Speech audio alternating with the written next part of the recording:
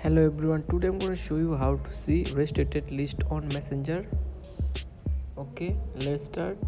Now follow my all steps. I have solved your problem. First, tap on Messenger.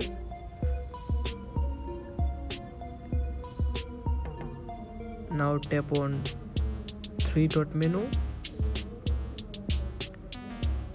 Tap on setting.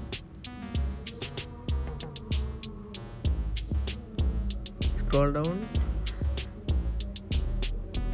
Now tap on privacy and safety. Scroll down.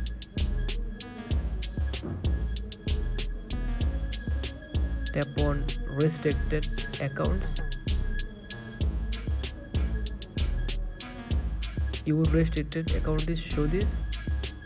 Now add another restricted account.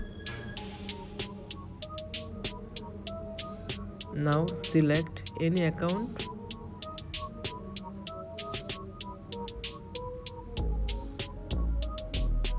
Finally, I hope solve your problem. Subscribe if you like the video.